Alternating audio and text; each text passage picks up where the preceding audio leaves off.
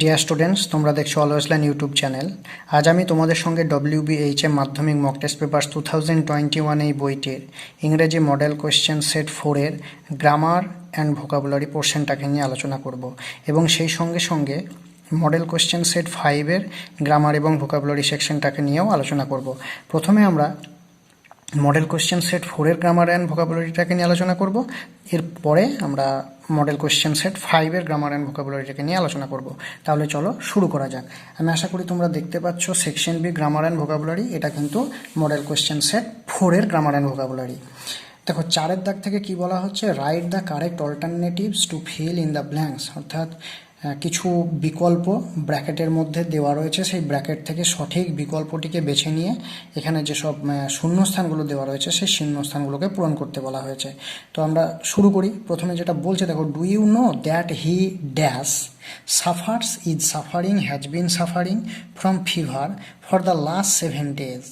Please dash tell him to go to a doctor as soon as he dash gets has got a chance. তাহলে প্রথমে ব্র্যাকেটের মধ্যে দেখো তিনটে কিন্তু ভার্ব দেওয়া রয়েছে, suffers, is suffering, has been suffering. এই তিনটের মধ্য থেকে যেটা সঠিক সেটা কিন্তু আমাদের এই শূন্যস্থানে বসাতে হবে। Do you know that he dash from fever for the last 7 days। এই ধরনের যদি সময়ের উল্লেখ করা থাকে, 10 দিন, 10 ঘন্টা, 7 ঘন্টা, 10 বছর, 7 বছর, 70 বছর, 700 বছর, এই ধরনের যদি সময় পিরিয়ডটাকে উল্লেখ করা থাকে, সেক্ষেত্রে কিন্তু আমরা এই হ্যাজ বিন সাফারিং এই ধরনের ভার্বগুলোকে বসাবো। এখানে হ্যাজ বিন সাফারিং হচ্ছে যেহেতু সাবজেক্ট হি রয়েছে, এখানে যদি হিটা যেহেতু হিটা এখানে থার্ড পারসন সিঙ্গুলার নাম্বার, তার জন্য আমরা হ্যাজ বিন সাফারিং করছি। কিন্তু যদি এটা দে হতো, থার্ড পারসন প্লুরাল নাম্বার হতো, তাহলে কিন্তু এটা হ্যাজ বিন না হয়ে হ্যাভ বিন হয়ে যেত। আশা করি তোমরা বুঝতে পারছো। আর হ্যাজ বিন সাফারিং কেন হলো সেটাও বুঝতে পারছো। অ্যাকচুয়ালি হ্যাজ বিন সাফারিংটা হচ্ছে present perfect continuous tense. Present perfect continuous টেন্সের ব্যবহার কখন হয়? যখন কোনো একটা কাজ কোনো একটা সময়ে শুরু হওয়ার পর সেই কাজটা বর্তমানেই চলতে থাকে, মানে বর্তমানকালেই শুরু হয়েছে এবং বর্তমানকালে বেশ কিছু বছর বা বেশ কিছু ঘন্টা, দিন ধরে চলছে, এই ধরনের যখন বোঝানো হয় তখন কিন্তু আমরা এই প্রেজেন্ট পারফেক্ট কন্টিনিউয়াস টেন্সের ব্যবহার করে থাকি। আমরা এখানে হ্যাজবিন না করে ইজ সাফারিং করতাম যদি এখানে এই ফর দ্য লাস্ট 7 days উল্লেখ না থাকতো। যদি এটাকে এরকম বলা হতো, do you know that he dash from fever, যদি ফিভার বলে এখানে ফুল স্টপ দেওয়া থাকতো, সেক্ষেত্রে কিন্তু আমরা এখানে ইজ সাফারিং করতাম। তখন কি হয়ে যেত, do you know that he is suffering from fever, তুমি কি জানো ও জ্বরে ভুগছে।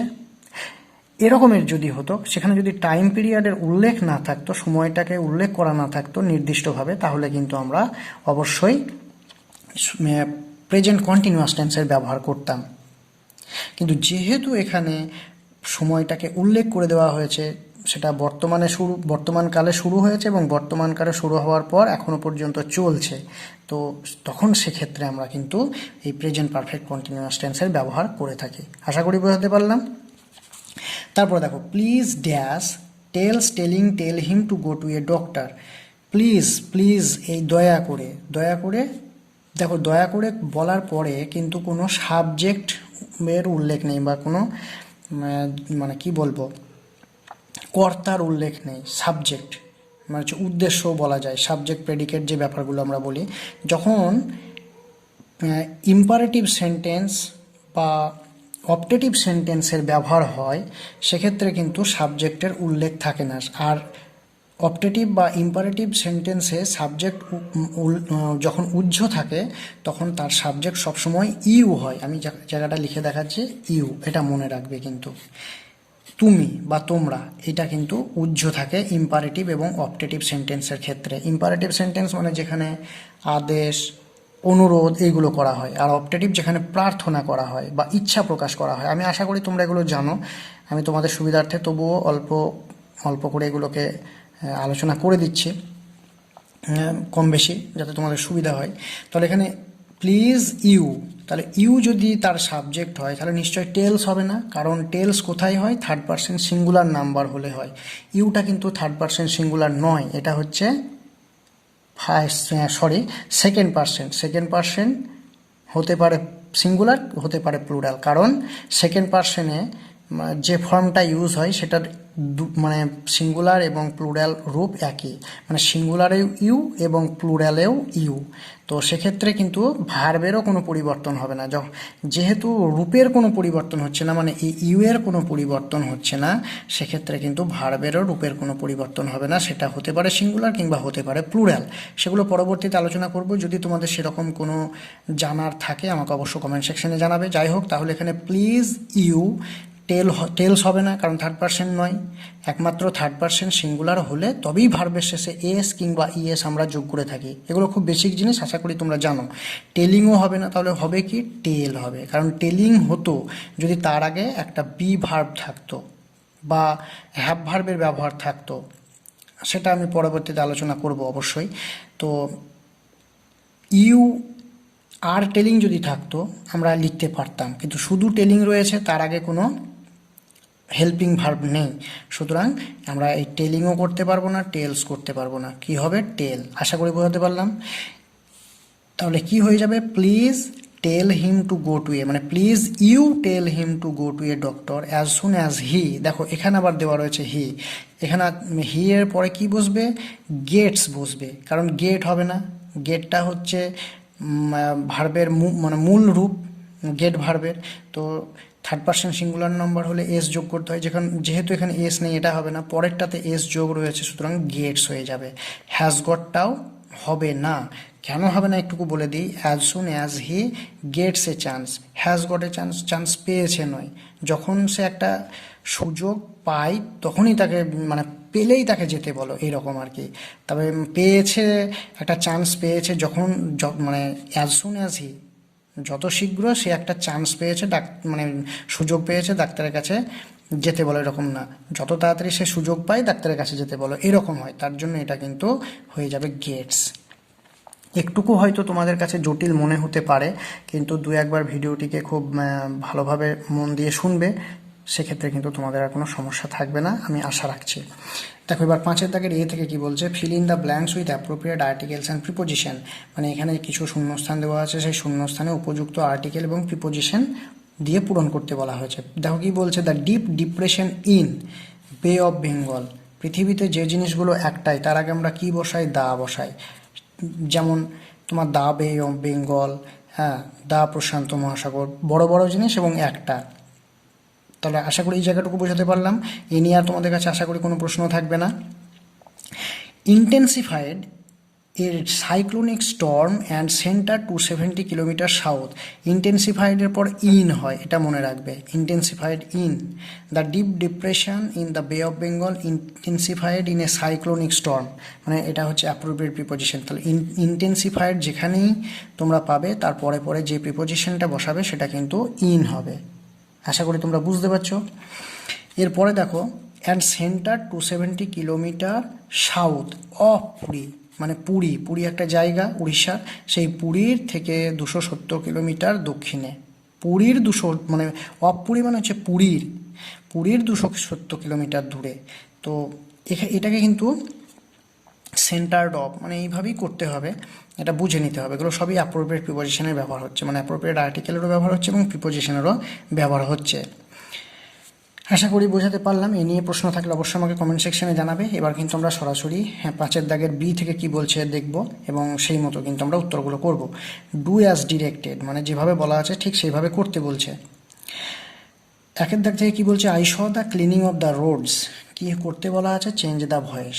মানে বলছে I saw the cleaning of the roads, আমি দেখি রাস্তার পরিষ্কার পরিচ্ছন্নতা। তাহলে এখানে আমরা যখন ভয়েস চেঞ্জ করব, আমি তো তোমাদেরকে এর আগের ভিডিওগুলোতে যখন গ্রামার এবং ভোকাবুলারি নিয়ে আলোচনা করছিলাম, সেখানে কিন্তু বলে দিয়েছি, যখন প্রথমত তোমাদের দেখে নিতে হবে সেন্টেন্সটা কোন টেন্সে রয়েছে, তারপরে সেখান থেকে সাবজেক্ট, ভার্ব, অবজেক্ট এগুলোকে বের করে নিয়ে তারপরে কিন্তু ভয়েসটা চেঞ্জ করতে হবে। কারণ অ্যাক্টিভ থেকে প্যাসিভ করার সময় অনেক রকমের চেঞ্জ হয়, সাবজেক্ট অবজেক্ট হয়, অবজেক্ট সাবজেক্ট হয়, তারপরে মূল ভার্বের পাস্ট পার্টিসিপাল ফর্ম বসাতে হয়, প্রিপোজিশন বসাতে হয়, সেটা বাই হতে পারে, সেটা টু হতে পারে, উইথ হতে পারে। ইন জেনারেল বাই হয়, কিন্তু কোনো কোনো ক্ষেত্রে এক্সেপশনের জন্য টু কিংবা উইথও হয়ে থাকে। তারপর 2 নম্বর প্রশ্ন কি বলছে, Saikat said to Ripa how did you enjoy the party. Saikat রিপাকে জিজ্ঞেস করছে কিভাবে তুমি পার্টিটাকে উপভোগ করেছিলে। Change the mode of narration, মানে কোটেশনে থাকলেই তোমরা তো জানো যে সেটা ন্যারেশন করতে হবে। এটা দেওয়া আছে ইনডিরেক্টে, ডিরেক্টে, মানে প্রত্যক্ষ উক্তি দেওয়া আছে, পরোক্ষ উক্তিতে পরিবর্তন করতে হবে। 3 number, it is easier to win freedom than to preserve it, change into positive degree. It is easier যখন ইজিয়ার, ক্লিয়ারার, গ্রেটার, এই ইয়ারের ব্যবহার থাকবে এবং দ্যানের ব্যবহার থাকবে, সেটা কিন্তু কম্প্যারেটিভ ডিগ্রিতে দেওয়া রয়েছে, সেটাকে কিসে চেঞ্জ করতে হবে, পজিটিভে করতে হবে। এবার আমরা খাতা থেকে বুঝে নেব ঠিক কীভাবে এগুলোকে আমরা করব। তোমাদের সুবিধার্থে আমি দেখিয়ে দিচ্ছি। দেখো, এই যে আমি লিখেও রেখেছি তোমাদেরকে দেখানোর জন্য। 1 নম্বর প্রশ্নটা কি বলছে দেখো, I saw the cleaning of the roads. এখানে ক্লিনিং অফ দ্য রোডস, দেখো আইটা হচ্ছে সাবজেক্ট, এই শটা হচ্ছে ভার্ব, এবং শটা হচ্ছে সি ভার্বের মানে পাস্টের রূপ। সি হচ্ছে মূল ভার্ব, আর তার পাস্ট ফর্ম হচ্ছে স। আশা করি তোমরা বুঝতে পারছো, মানে এটা অতীতের রূপ, পাস্ট ফর্ম, FORM।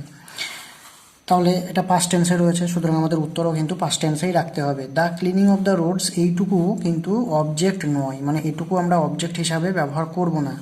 এই ধরনের যখন থাকবে এই আইএনজি যুক্ত শব্দ এবং তার আগে যদি কোনো রকম অ্যাম, ইজ আর ওয়াজ ওয়ারের ব্যবহার না থাকে, তাহলে আমরা কিভাবে ভয়েস চেঞ্জ করব আমি একটুকু দেখিয়ে দিই। দেখো এখানে সাবজেক্ট আছে অ্যাক্টিভে, তাহলে প্যাসিভে কি হয়ে যাবে, অবজেক্ট হয়ে যাবে। কিন্তু এখানে সেই ধরনের নিয়মটা প্রযোজ্য হচ্ছে না। যখন এই ধরনের আইএনজি যুক্ত কোনো শব্দের ব্যবহার আমরা কোনো বাক্যে মানে সেন্টেন্সের মধ্যে দেখব এবং সেটাকে যদি আমাদের ভয়েস চেঞ্জ করতে দেয়, তখন কিন্তু যা আছে আমরা সেটাই রেখে দেবো, সেই অংশটুকুর পরিবর্তন করে দেবো যেখানে আইএনজি যুক্ত ফর্মটা রয়েছে। তাহলে আমি কি লিখব, আই শ, যা আছে তাই লিখব, আই শ, তারপরে এই যে আই শ এই দ্য রোডস যা আছে তাই লিখবো, এইটুকু লিখে দেবো, আই শ দ্য রোডস, তারপর একটা বিং যোগ করব, BEING, বিং, এই ক্লিনিংয়ের জন্য বিংটা হলো। তাহলে I saw the roads being cleaned, ক্লিনটা হচ্ছে ভার্ব, এই সেই ভার্বের থার্ড ফর্ম কি, এই পাস্ট পার্টিসিপেল ফর্ম কি, ক্লিনড, সেটাই কিন্তু বসানো হয়ে গেল। এইভাবে কিন্তু তোমরা এটাকে করবে, মানে এখানে কোনো রকম কিন্তু সাবজেক্ট ভার্ব অবজেক্ট এইভাবে চেঞ্জ হবে না, মানে এটা একটা এক্সেপশন বলতে পারো, ব্যতিক্রম। সব জিনিসেরই তো ব্যতিক্রম থাকে, এটা ভয়েস চেঞ্জের একটা ব্যতিক্রম। তাহলে যখনই আইএনজির ব্যবহার কোনো একটা সেন্টেন্সে দেখবে এবং তার আগে যদি কোনো অ্যামিজ আর ওয়াজ ওয়্যার না থাকে, তো সেক্ষেত্রে তোমাদের যদি ভয়েস চেঞ্জ করতে হয় তাহলে সেই জায়গাটুকুকে চেঞ্জ করবে, হ্যাঁ, আর বাকি যা আছে সেটাকে ঠিকঠাক ওভাবেই রেখে দেবে। তাহলে I saw the roads being cleaned, আমি দেখলাম রোডগুলোকে পরিষ্কার হতে, এটার অর্থ হচ্ছে এরকমের। আশা করি বোঝাতে পারলাম। কোয়ারি থাকলে বা এই নিয়ে কোনো প্রশ্ন থাকলে অবশ্যই কমেন্ট সেকশন তো রয়েছে, নিশ্চয়ই জানাবে তোমরা। তারপর একটা দেখো, ন্যারেশন চেঞ্জ করতে বলা হয়েছে, সৈকত সেড টু রিপা, সৈকত রিপাকে বলল, how did you enjoy the party, তুমি কিভাবে পার্টিটাকে উপভোগ করেছিলে। তাহলে সেড টু হলে কি হয়, আমরা জানি টোল্ড হয়, কিন্তু যেহেতু এখানে দেখো শেষে জিজ্ঞাসা চিহ্ন রয়েছে, সেক্ষেত্রে কিন্তু আমরা টোল্ড করব না, কি করব, আস্কড করব। তাহলে কি লিখব, সৈকত আস্কড, ASKED, যেহেতু এখানে জিজ্ঞাসা চিহ্ন রয়েছে তার জন্য আস্কড করলাম। আর ইডি যোগ কেন করলাম, কারণ এখানে সেড রয়েছে, সে ভার্বের পাস্ট ফর্ম হচ্ছে সেড, তাহলে আস্ক ভার্বের পাস্ট ফর্ম আস্কড, সেটাই লেখা হলো। সৈকত আস্কড রিপা, যা আছে সেই মতো আমরা লিখে দেবো। রিপা কি জিজ্ঞেস করলো, how did you enjoy the party. এই হাউটা হচ্ছে কিন্তু একটা WH ওয়ার্ড, তাহলে WH ওয়ার্ড দিয়ে যদি কোনো প্রশ্ন করা হয়, এখানে কিন্তু কোনো লিঙ্কার ব্যবহার করব না, মানে দ্যাট বা ইফ বা ওয়েদার যে লিঙ্কারগুলো আমরা ব্যবহার করে থাকি, সেই লিঙ্কার কিন্তু এখানে ব্যবহার করব না, সেই WH ওয়ার্ডটাকেই আমরা লিঙ্কার হিসাবে বসিয়ে দেবো। তাহলে Saikat asked Ripa how did you enjoy, তাহলে এখানে পাস্ট দেওয়া রয়েছে, দেখো এটাও পাস্ট এটাও পাস্ট, তাহলে কিন্তু এই জায়গাটুকু কি হয়ে যাবে, পাস্ট পারফেক্ট হয়ে যাবে। যদি শুধুমাত্র এই অংশটুকু পাস্ট থাকতো আর এই অংশটুকু প্রেজেন্ট থাকতো, তাহলে আমরা সিম্পল পাস্ট করতাম, কিন্তু যেহেতু রিপোর্টিং ভার্ব পাস্ট টেন্সে রয়েছে এবং রিপোর্টেড স্পিচটাও পাস্ট টেন্সে রয়েছে। সেক্ষেত্রে আমরা রিপোর্টেড স্পিচটাকে যখন পাস্ট টেন্সে থাকবে সেটা আরও এক ঘর এগিয়ে গিয়ে পাস্ট পারফেক্ট হয়ে যাবে। তাহলে হাউ ডিড ইউ, তুমি মানে সে, তাহলে সে মানে কি রিপা, আর সেক্ষেত্রে কি হয়ে যাবে সি হবে, কারণ রিপার সৈকত জিজ্ঞাসা করছে রিপাকে যে তুমি, মানে সৈকত রিপাকে জিজ্ঞাসা করলো যে সে, তাহলে সি হি নয়, রিপা যেহেতু সেই জন্য সি মেয়ে। How she had enjoyed the party. আশা করি তোমরা বুঝতে পারলে এই অংশটুকু। তাহলে হ্যাড এনজয়েড, এখানে ডিড ছিল, পাস্টে ছিল, তার জন্য এখানে আমরা পাস্ট পারফেক্ট করে দিলাম। পাস্ট পারফেক্টের নিয়ম কি, একটা হ্যাড হবে, তার সঙ্গে মূল ভার্বের পাস্ট পার্টিসিপেল ফর্ম হবে। এনজয় তো এখানে ছিলই, তার পাস্ট পার্টিসিপেল ফর্ম করে দিলাম, আর ডিড যেহেতু ছিল তার জন্য হ্যাড হলো, এক ঘর এগিয়ে গেল। এইভাবে কিন্তু তোমাদের করতে হবে, এবং ন্যারেশনের ক্ষেত্রে কোনো রকম জিজ্ঞাসা চিহ্ন কিন্তু শেষে বসবে না। ন্যারেশনে জিজ্ঞাসা চিহ্ন উঠে যায়, কিন্তু ভয়েস চেঞ্জের ক্ষেত্রে জিজ্ঞাসা চিহ্ন থেকে যায়। তারপরেরটা কি বলছে দেখো, অ্যাকচুয়ালি এটাকে ডিগ্রি চেঞ্জ করতে বলা আছে। It is easier to win freedom than to preserve it. এটা একটুকু কঠিন কিন্তু। It is easier to win freedom than to preserve it, মানে এখানে দুটো বিপরীত জিনিসের মধ্যে তুলনা হচ্ছে কিন্তু, মানে কোনো একটা জিনিসকে নিয়ে আলোচনা হচ্ছে এবং তার মধ্যে দুটো বিপরীত জিনিসের তুলনা হচ্ছে। এখানে কিন্তু মানে একই জিনিসের দুটো বিপরীত অবস্থার মধ্যে তুলনা হচ্ছে, মানে দুটো জিনিসের মধ্যে কিন্তু তুলনাটা হচ্ছে না, মানে একটা জিনিসের দুটো বিপরীত অবস্থার মধ্যে তুলনা হচ্ছে, সেই জন্য এইটুকু কঠিন। তখন এই রকমের যদি ডিগ্রি চেঞ্জ তোমাদের করতে দেওয়া হয়, সেক্ষেত্রে তোমরা ঠিক কীভাবে করবে, তাহলে কোন জিনিসটার বিপরীত অবস্থা নিয়ে বলা হচ্ছে সেই জায়গাটুকুকে তোমাদের মানে চিহ্নিত করতে হবে। এখানে যে শব্দটাকে নিয়ে বা যে বস্তুটাকে নিয়ে বা ব্যক্তিটাকে নিয়ে যাই হোক না কেন আলোচনা, মানে দুটো বিপরীত অবস্থার তুলনা করা হচ্ছে, সেটা হচ্ছে এই ফ্রিডম। অর্থটা কি বলছে, ইট is easier to win freedom, বলছে স্বাধীনতা জয় করা সহজ, দ্যান টু প্রিজার্ভ ইট, সেটাকে সংরক্ষণ করাচ্ছে, মানে স্বাধীনতাকে সংরক্ষণ করা জয় করার চেয়ে কঠিন, এই ব্যাপারটাই কিন্তু বলা হচ্ছে। তাহলে এটাকে আমাদের পজিটিভ ডিগ্রি করতে বলেছে। আমরা কি করব, পজিটিভ ডিগ্রি করতে গেলে ডিগ্রি চেঞ্জের জন্য অ্যাডজেক্টিভের ফর্মের চেঞ্জ হয়। তাহলে এখানে অ্যাডজেক্টিভ কোনটা, ইজিয়ার, তাহলে ইজিয়ারের পজিটিভ রূপটা কি, পজিটিভ ফর্মটা হচ্ছে ইজি। এই ইজি দিয়ে কিন্তু আমাদেরকে এই বাক্যটিকে করতে হবে। তাহলে আমরা কি লিখব, it is not so easy. আমরা যখন নটের ব্যবহার করব তখন সোর ব্যবহার করব। তাহলে it is not so easy to preserve, PRESERVE, preserve, কি প্রিজার্ভ করা, ফ্রিডম। শুধু অবস্থার পরিবর্তন হচ্ছে, কিন্তু প্রিজার্ভটা আগে চলে এলো, সে পরে ছিল আগে এলো। তাহলে it is not so easy to preserve, এটা সহজ নয়, অতটা সহজ নয় মানে স্বাধীনতাকে প্রিজার্ভ করা, রক্ষা করা, অ্যাজ টু উইন, জয় করার চেয়ে।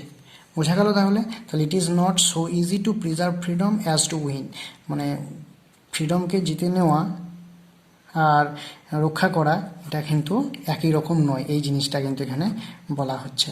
আশা করি বোঝাতে পারলাম। শুধু অবস্থার পরিবর্তন হলো, শেষে প্রিজার্ভ ছিল, প্রিজার্ভটা আগে এলো, আর প্রথম দিকে উইন ছিল, সেটা পরে গেল। এইভাবে কিন্তু এদের মধ্যে দুটোই এটা মানে সমতা বিধান করা হলো, মানে পজিটিভ ডিগ্রিটা করা হলো, এর মধ্যে কোনো তুলনা কিন্তু করা হলো না। এবার আমরা সি এর দাগ থেকে দেখে নেবো সিতে ঠিক কী বলা হচ্ছে। আগে বইটা তোমাদের দেখিয়ে নিই। দেখো এখানে কী বলছে, choose the correct phrasal verbs from the list given below to replace the words underline, write the correct phrasal verbs. মানে এখানে কিছু বাক্য দেওয়া আছে, সেই বাক্যর মধ্য থেকে কিছু কিছু শব্দের নিচে দাগ দেওয়া রয়েছে, সেই দাগ দেওয়া শব্দগুলোকে ফ্রেজাল ভার্ব দিয়ে রিপ্লেস করতে হবে, মানে পরিবর্তন করতে হবে। প্রথমে যেটা বলা হচ্ছে দেখো, my friends are always ready to support me. Support মানে হচ্ছে সহায়তা করা, সাহায্য করা। এটাকে এই যে লিস্ট দেওয়া রয়েছে এই লিস্টের মধ্য থেকে কোন ফ্রেজাল ভার্বটা দিয়ে রিপ্লেস করা যাবে সেটা তোমাদের বের করতে হবে। এই ব্যাকআপ মানে হচ্ছে সাপোর্ট, তাহলে এই রেডি টু সাপোর্ট মি এটা কি হয়ে যাবে, ready to back up me. এখানে দেখো আর কি বলে দিই আর একটা জিনিস, যখন ফ্রেজাল ভার্বগুলো করবে তখন কিন্তু অনেক সময় এই যে বক্সের মধ্যে যে ফ্রেজাল ভার্বগুলো দেওয়া আছে এইগুলো যে সরাসরি তোমরা লিখবে এমনটা নয়, কখনো কখনো তার রূপেরও পরিবর্তন হতে পারে। যদি সেন্টেন্সে যে শব্দটা দেওয়া থাকবে সেই শব্দটা রূপের কোনো রকম পরিবর্তন থাকে, রূপের পরিবর্তন বলতে যদি সেটা পাস্টে থাকে বা অন্য কোনো রকম প্রিপোজিশন দিয়ে থাকে সেরকম কিন্তু পরিবর্তনটা তোমাদের করতে হবে। To support me, to back up, এখানে কেন পরিবর্তন হলো না, কারণ টু এর পরে যে ভার্ব আমরা বসাই না কেন ভার্বের সেই রূপটাই বসবে, রূপের কোনো পরিবর্তন হবে না, কারণ টু এর পরে ভার্বের সবসময় মূল রূপটা বসে, এটা মনে রাখতে হবে। 2 নম্বর প্রশ্ন, the girl was reared by his uncle. তাহলে গার্ল মানে মেয়েটি তার কাকার দ্বারা লালিত পালিত হয়েছিল, তাহলে রেয়ার্ড আছে, ওয়াজ আছে, মানে পাস্ট টেন্সে রয়েছে কিন্তু। সুতরাং তোমরা যখন ফ্রেজাল ভার্বটিকে বেছে নিয়ে এখানে মানে করবে লিখবে, সেক্ষেত্রে কিন্তু তোমাদেরকেও সেই ফ্রেজাল ভার্বটিকে পাস্টের রূপে পরিবর্তন করে নিতে হবে। তাহলে রেয়ারটা কি হয়, ব্রিং আপ, তাহলে ব্রিংটা কিন্তু দেখো ব্রিং হচ্ছে ভার্বের আসল রূপ বা বেস ফর্ম, মূল রূপ।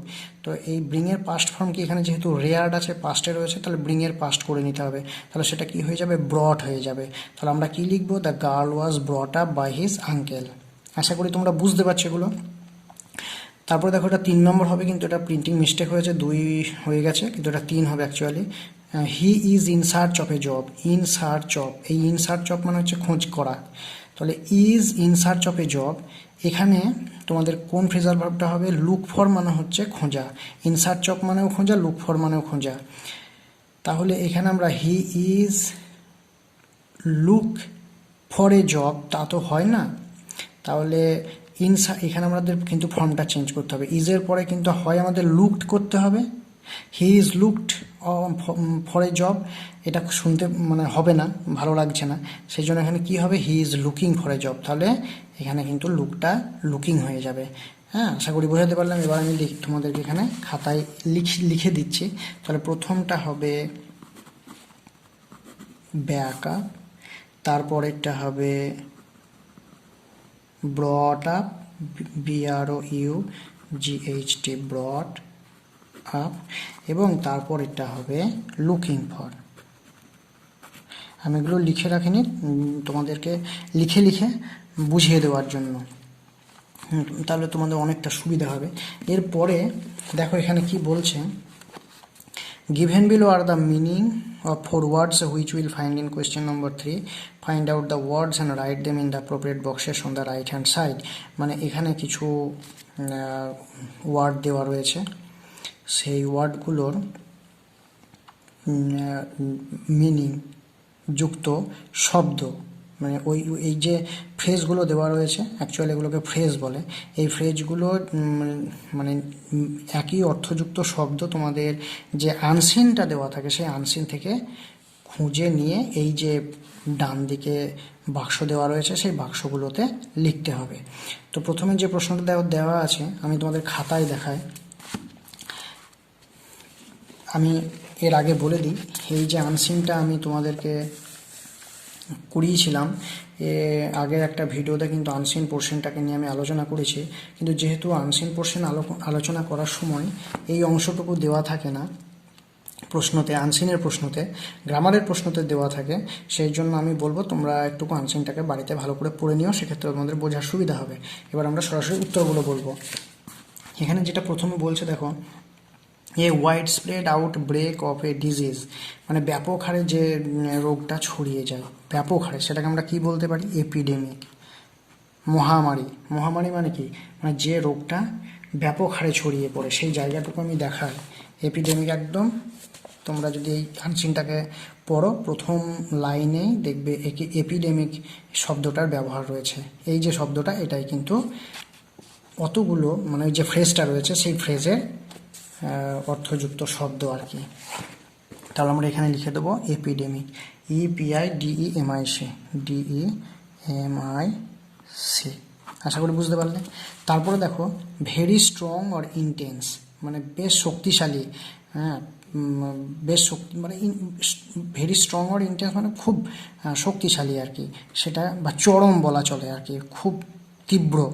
তো সেটাকে আমরা কি বলবো, সেভায়ার, মানে তীব্র। এই ওয়ার্ডটা দিয়ে তোমাদের রিপ্লেস করতে হবে।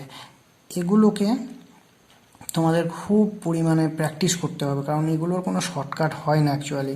তবে আমি বলবো যদি ইডি যুক্ত শব্দ পাও কোনো কোনো জায়গায়, আমি পরেরটা যেমন আলোচনা করছি সেখানে বলবো, দেখো এই যে দেখো এক্সিডেড রয়েছে, এই ইডি যুক্ত শব্দ যদি কোনো কোনো জায়গায় তোমাদের করতে দেওয়া হয়, সেক্ষেত্রে তোমাদের প্রথমে ওই পুরো আনসিন থেকে ইডি যুক্ত শব্দগুলোকে একটু আন্ডারলাইন করে নিতে হবে। তারপরে দেখতে হবে সেই ওয়ার্ডের সঙ্গে কোন শব্দটা খুব কাছাকাছি অর্থযুক্ত। এইভাবে কিন্তু তোমরা একটা ট্রিক ফলো করতে পারো। এর বেশি কিছু আমি বলতে পারবো না, কারণ এখানে কোনো ট্রিক খাটে না। যার যত ওয়ার্ড পাওয়ার স্ট্রং, মানে যে যত বেশি শব্দের অর্থ জানো, তাদের ক্ষেত্রে কিন্তু একটু সুবিধা হবে। তাছাড়া তোমরা কয়েকবার যদি ভালোভাবে পড়ো, তো সেক্ষেত্রে কিছু কিছু তোমরা বুঝতে পারবে, সবগুলো না পারলেও কিছু পারবে, 50%ও পারবে। এই এক্সিডেডটা কি হয়ে যাবে, সারপাস্ট, SURPASSED।